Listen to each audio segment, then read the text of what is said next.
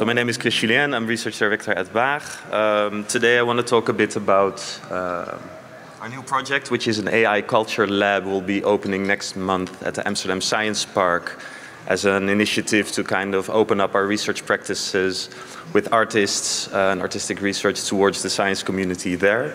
And today I want to take you along a little bit in our rationale and our kind of considerations for establishing this lab and the research approach we take to it, and then talk a little bit about the activities we'll be hosting and the artists we'll be working together with. So I titled my talk Biased by Default, because I think this notion of bias is to us a very interesting opening to enter into this computational and algorithmic regime we might be entering into, or at least imagining we're entering into. But before I launch into that, just quickly a little bit more about Waag. We're a 25-year-old research institution with about 60 researchers working to make technology and society more open, fair, and inclusive. So 25 years ago, we were established by hackers, artists, and activists, and I think these kinds of attitudes still are like the foundation of our work and our mission, which is very much societally involved and looking to actually impact like material relations in society. And to elaborate on that a little, I'll just share something about our research approach. We position ourselves as a distinct type of research from, for example, academic research. We see it as a complementary approach, which we call public research, which departs not from the truth of facts, nor from the truth of the interest that maybe an industry type of or applied type of research will seek, but from matters of concern. So we always seek to articulate societal concerns and interests in a way that is ethical and that constitutes research communities or ensembles of research, microdisciplines of research with specific communities through co-creation, through commoning, through critical making, through art science and various other methods. And we think it's important to emphasize that there are different types of research practices and that this is a very relevant and publicly oriented type of research. So this is a little image of our modest beginnings next month at the Science Park, where we'll start doing research. And what I want to, let's say, open the talk with is this idea of hype and this idea of hyperbole and this question of what is the current state of our discourse and our cultural understanding of artificial intelligence, of algorithmic computation, this phenomenon. And I feel that this image kind of summarizes a lot of what is wrong. Welcome. With this notion of artificial intelligence today, this idea of machine learning and neural networks somehow being an intelligence that is comparable or analog to our mental capacities, to human intelligence, to emotional intelligence. And there's just this huge confusion about this word intelligence, which is of course overdetermined or underdefined. We have all these sort of apocalyptic scenarios of dying in a robot apocalypse or being sort of subsumed in this singularity. And we sense that this is really an issue that requires demystification, not in the last part, not in the least, because there's a lot of vested interests in upholding this kind of discourse.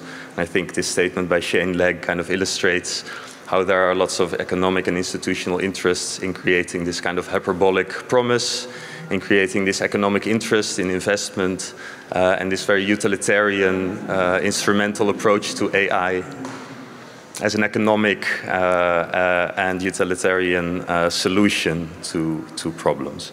And even more problematically, this kind of attitude is shared, we see, among a lot of academics also working in the field. So a lot of our experts are telling us, I'd say, stories that are not necessarily accurate and are quite hyperbolic often. And I feel Pedro Domingos, whatever you might think about his whole oeuvre, kind of captures the danger of that zeitgeist by saying that pardon, people worry that computers will get too smart and take over the world, but the real problem is that they're too stupid and they've already taken over the world. So to us, this is kind of setting the scene for what kind of activities we can undertake and what kind of, let's say, real-world situations we're engaging with. And I think our friends at Efflux really kind of framed the situation well by talking about this idea of windows and mirrors, on the one hand, seeing artificial intelligence systems as an apparatus and a tool to gain access to the world, to understand the world, but on the other hand, also being mirrors that reflect our own cultural realities, practices, and discourses. So this is, I think, for us a good frame of reference. In a couple of previous presentations, I've been using these images to illustrate our relationships to technology, the fears, hopes, and aspirations we have that are, let's say, reflected in popular culture. You know, of these different kind of man in the machine, ghost in the machine type of imaginations. And I was always a bit unsatisfied with this kind of superficial reading of what's going on here. And recently I kind of came to possibly a deeper understanding that I want to propose today. And that's that these fantasies, sort of weirdly apocalyptic and transcendental at the same time, also represent kind of this desire to be released from modernity, to be released from this ever onward march of linear progress. And to say it more specifically, that these fantasies of superior machines kind of represent an ultimate consequence of the modern logic and this endpoint to a modern trajectory where we are subsumed in our own progress, where we are dissolved in these creations we once developed, and maybe also in relation to capitalism, where we become the commodity that we sought to consume for a long time. So if we understand these fantasies and these hyperboles from this perspective of a modern trajectory, to us at Waag, the question is, where's the exit? How can we kind of constitute a different kind of research frame? How can we understand these phenomena in a way that is possibly not modern, or at least escapes from this linear arc of history? And to kind of work through our attitude to that artificial intelligence, I like to use Donna Haraway with her beautiful quote from the Cyborg Manifesto, where she says technology is not neutral. For Waag, this has been one of the guiding lights in our work for 25 years, where over and over we have kind of repeated this point: technology is not neutral, it is not given, the iPhone does not come with a white hand through the clouds to us, people develop it with interests, etc.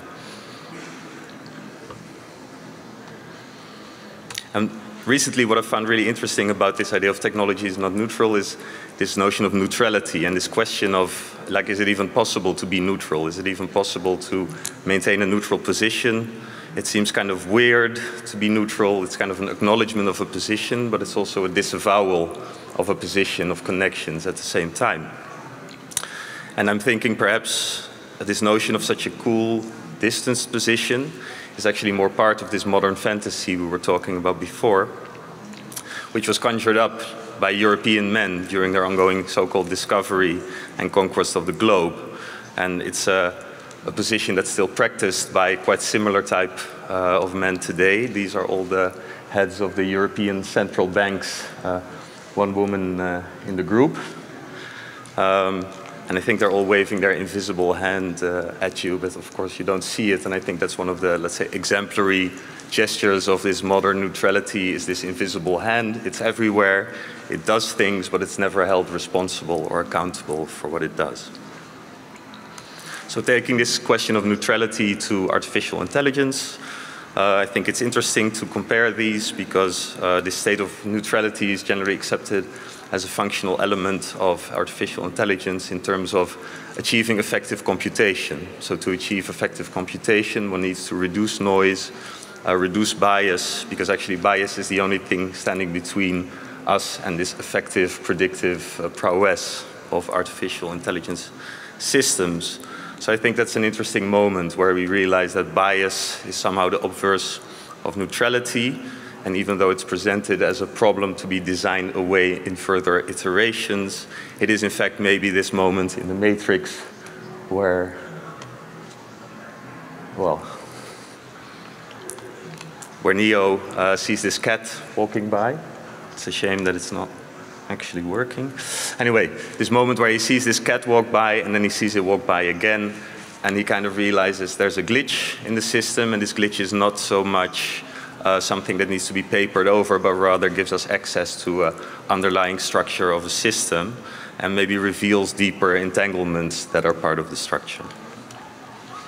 So returning to Haraway, we could say that rather than being a bug in these shiny new systems of optimization, a bug that we can design away, bias reminds us of this cat and asks us, like, what is the underlying structure that this bias is indicating?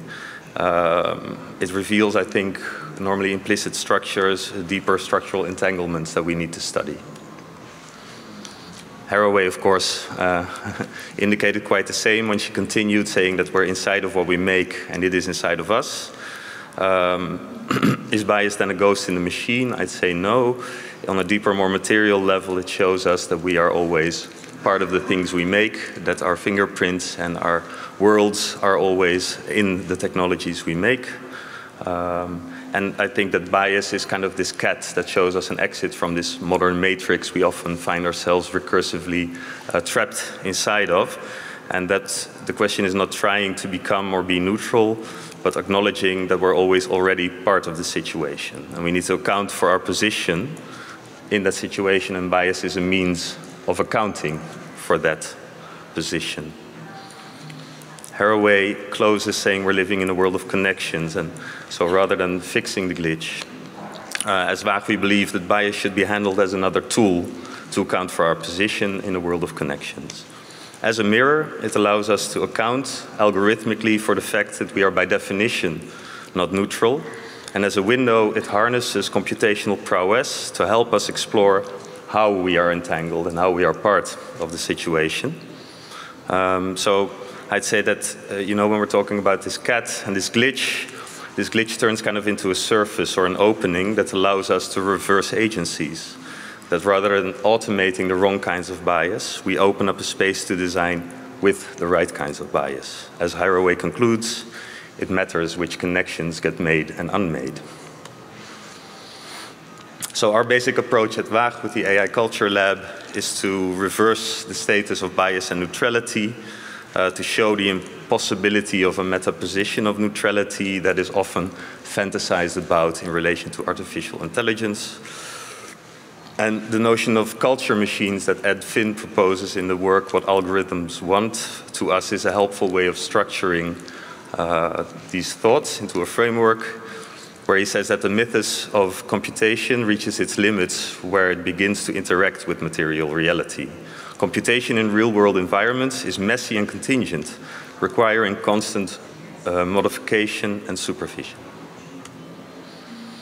He continues, I call this problem implementation, the ways in which desire for effective computability gets translated into working systems of actual computers, humans and social structures. By learning to interpret the container, the inputs and the outputs, the seams of implementation, we can begin to develop a way of reading algorithms as culture machines that operate in the gap between code and culture. So that leads me to our lab, which is a research lab that engages artists in, let's say, parallel trajectories, and our framework, which is kind of structured around this notion of, on the one hand, code, on the other hand, culture, and that opens up to us these research trajectories. Along the side of culture, we start by looking at, of course, data and data sets and understanding how these data sets constitute certain perspectives on reality, constitute certain situations which inevitably incorporate bias that we should not seek to suppress and neutralize, but rather seek to articulate and understand, which leads us to question the nature of measurement, the constitutive nature of scientific practice, with the likes of Barat and other new materialists, which gives us an epistemological footing in the research we are now engaging in to understand how these data sets and this bias is also a constitutive factor in our understanding of the world, and therefore a method of accounting for our position in the world. On the other hand, we have code, which is also a material technology where we want to look at machine teaching rather than machine learning. What is the role of the human in constituting these systems?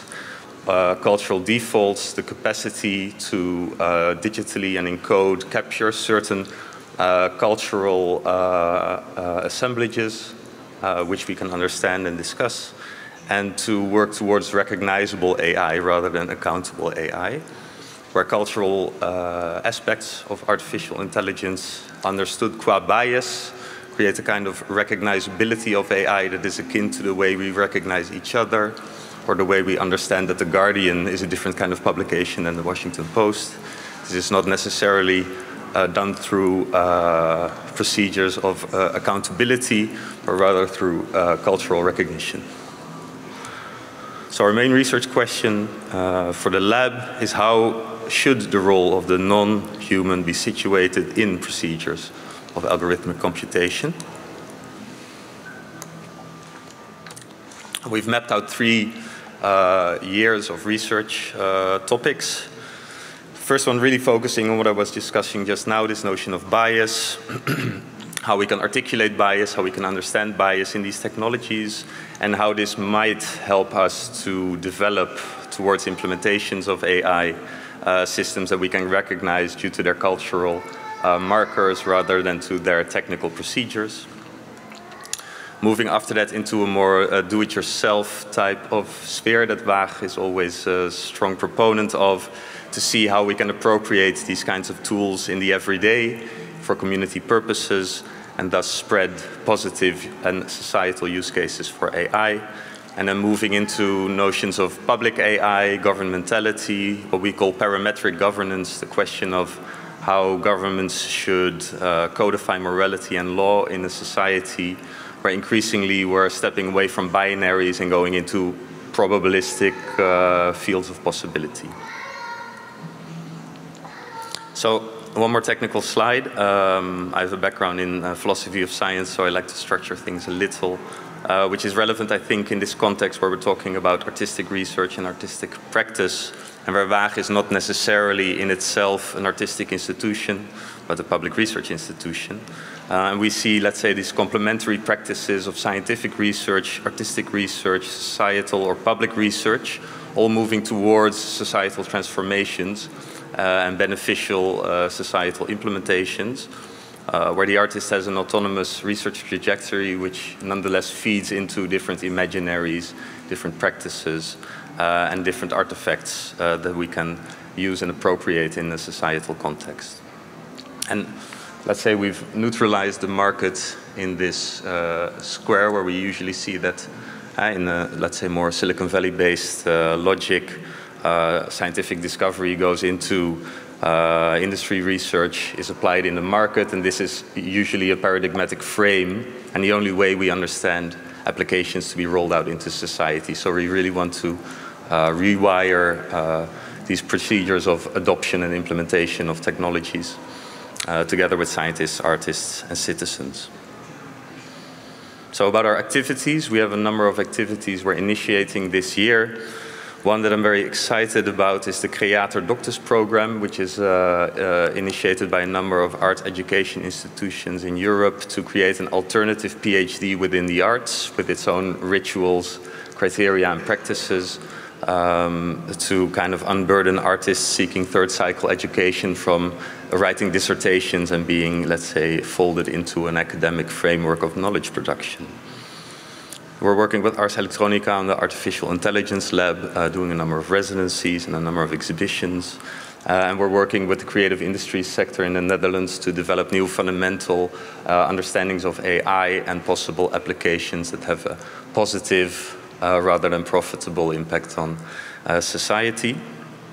With a number of artists already lined up, and I want to just showcase a couple of them for you today. The first is the project called Aesthetics of Exclusion, headed up by Sjoerd ter Borg, an autonomous designer who works together with a team of coders, philosophers and historians to try to understand processes of gentrification algorithmically through Google Street View and Instagram, kind of triangulating the visual markers that are articulated both in the urban streets as well as in the Instagram representations of people using those. It's a research project they've developed in Seoul and they'll now be bringing to Amsterdam, combining design research, anthropological research with more computational and algorithmic procedures to see how, for example, cafes in the east of the city of Amsterdam are showing gentrification through the use of different plants. So they're doing a lot of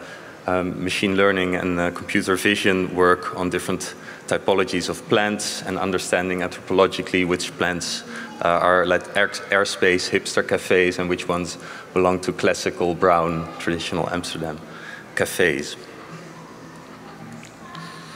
With Anti-Tenets, we're embarking together with ESA, inspired by Malevich, on the question of artificial intelligence and life beyond our earthly biosphere. And Anti has a practice which focuses on understanding the non-human algorithmically, understanding the flows of rivers in relation to human activity, understanding through drones, GPS trackers, highly precise 3D renderings of landscapes, movement patterns of animals, the articulation of the non-human through algorithmic computation.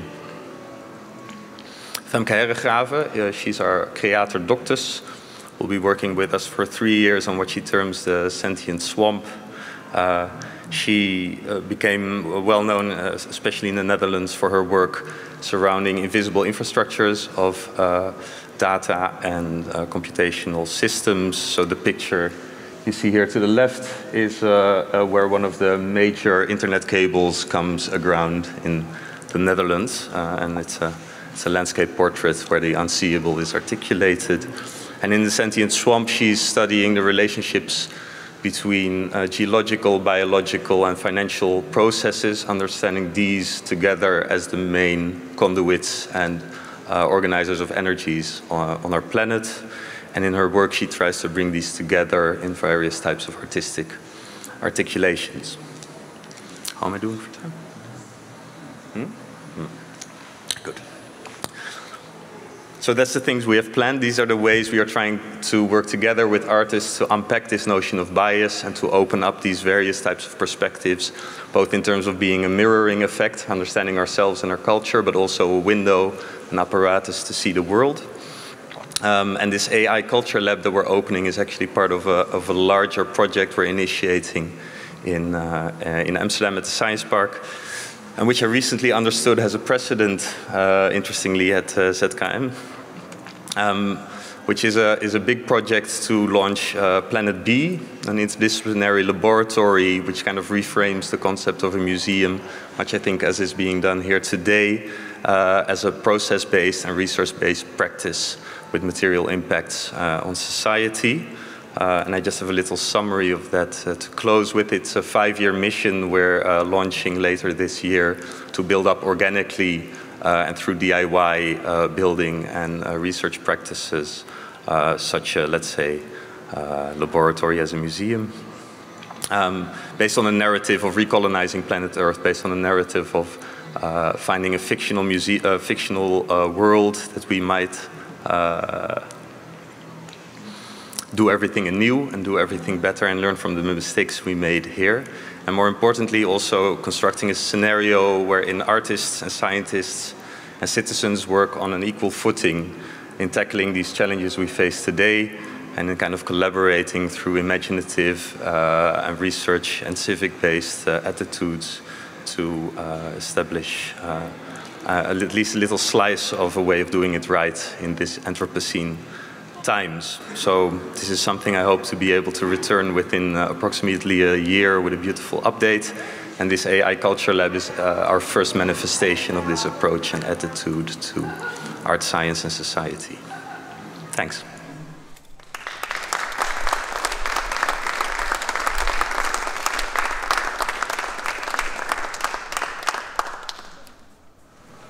Are there questions from the audience? Thanks for your interesting talk. I have a really, really small question. For your latest notion, you mentioned the Planet B. Is that related to a larger project? I've seen a Planet B exhibition in Düsseldorf, I think, a couple of years ago. Is that the same ongoing project, or is it a different one? Because I think they had the same sort of like thematical framework, I would say. Yes, true. So we weren't aware of that when we initiated the project, and if you look at Planet B, usually the only statement that is made on the internet, so to speak, is there is no Planet B, of course, right? It's like an environmental call to action to save our planet. We kind of play on this doubling. So in that sense, it's a continuation implicitly, but not explicitly, of the same attitude and framework, where we see that this notion of the Anthropocene creates an interesting doubling. And this idea of ecological collapse also creates an interesting doubling, where we are living in a certain place, but at the same time, we already know that this place has shifted and we're actually already in a new space. So I think we found the same insight and used it, yeah. Awesome. If you want, I can connect you to the please, yeah. Thanks. Cheers.